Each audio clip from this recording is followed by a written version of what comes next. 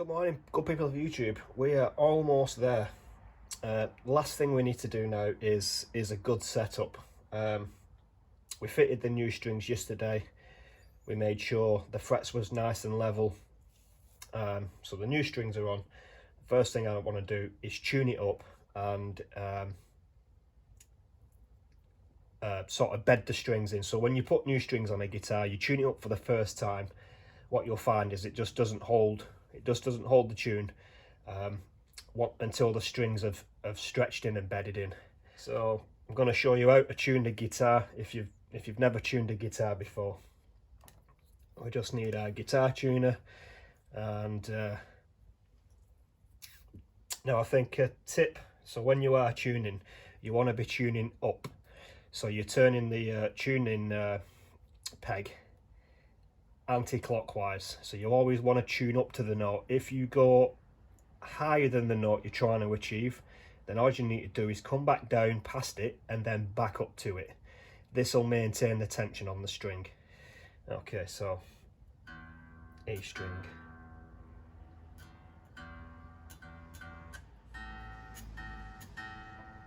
same with the A. There we go.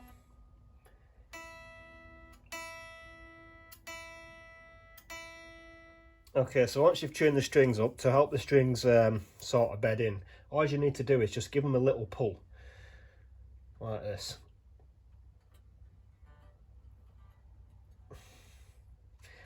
And then recheck your tuning.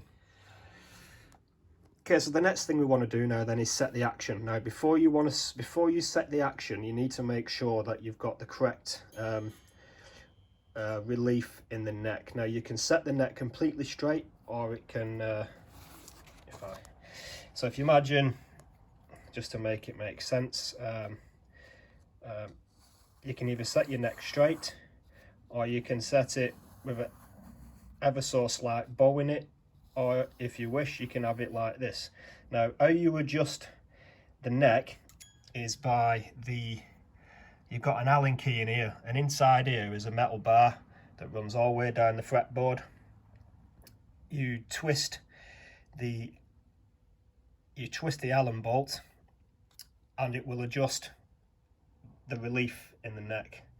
Now I already did this yesterday. I'm not going to show you how to do it. The reason being is it's one of those things where if you're planning on doing this to your guitar and you've spent any sort of serious money on the guitar, what you don't want is if you try to adjust it and you feel any resistance whatsoever on this truss rod, if it just feels like it's not turning, then just stop immediately and take it to somebody that knows what they're doing. Okay, the intonation then. So this is a crude drawing, so if you didn't already know, if we imagine now we're looking at the back of the guitar, at the back of the saddles here, so we're sort of looking down it. Oh, excuse that. So we're sort of looking down it that way. Now you'll notice that the actual neck has a radius. That's what this arc is.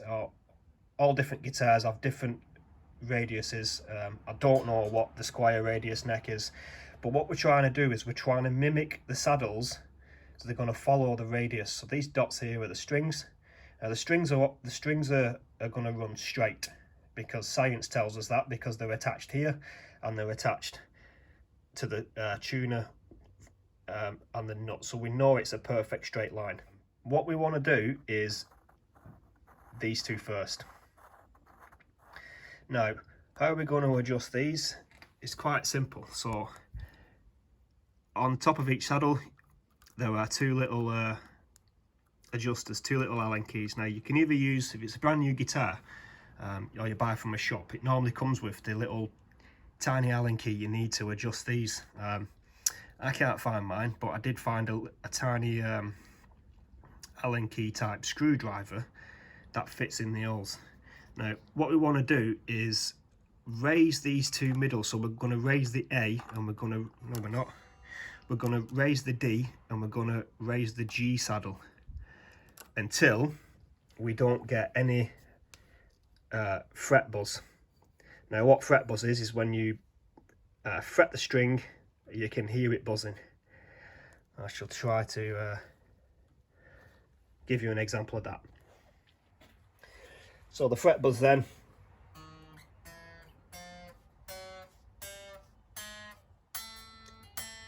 there we go, we can start hearing it buzzing. And the further down the neck we get,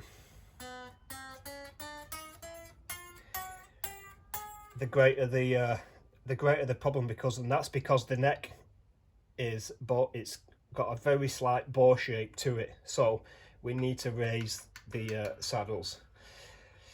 You adjust the adjuster to make the saddle rise until they are both level with each other and there's no fret buzz.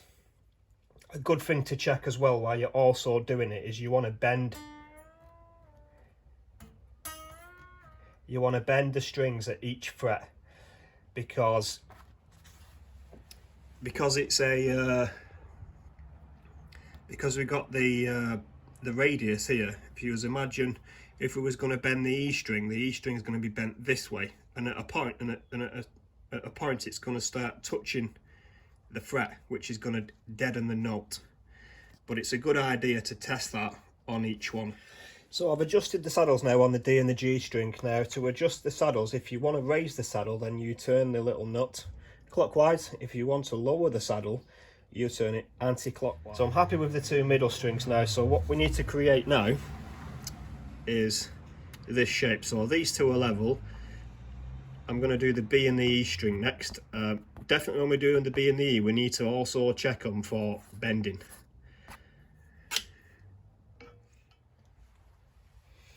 Okay, so that's the B and the E set now. So test for bends, and you can hear that the note doesn't go dead when you do a bend, and there's no annoying fret buzz.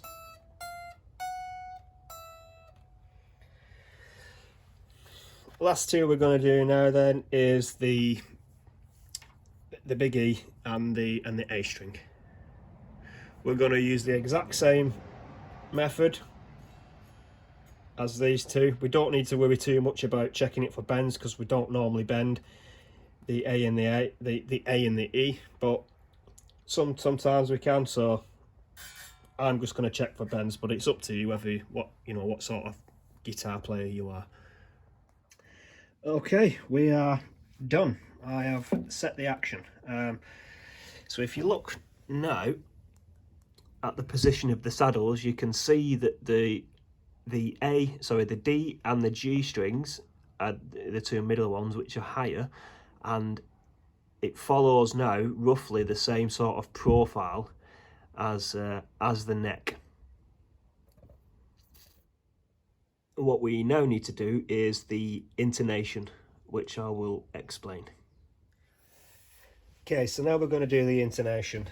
All you need for this job is a screwdriver, because we're going to be adjusting these screws now on the back of the bridge. Now what these screws do is they move the saddles forwards and backwards. When we play the E string, we've got to make sure it's in tune.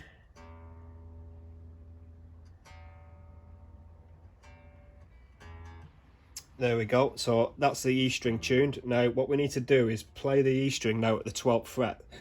So we need to push down on the 12th fret, and what we want is the same E note as up here at the 12th fret. So that's at the 12th fret now. You can see now that it's not the same note, it's higher. So there's the E open. That is the E at the 12th fret. So what we've got to do is keep adjusting this saddle forwards or backwards until the E string is the same note open and at the 12th fret. Okay, when you're intonating, I think it is a good idea to hold the guitar in the position you're going to play it. So I've done the E string, so we can see Oh, wait. We got the E.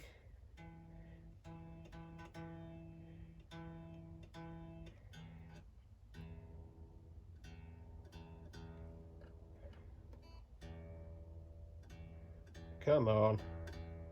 There we go.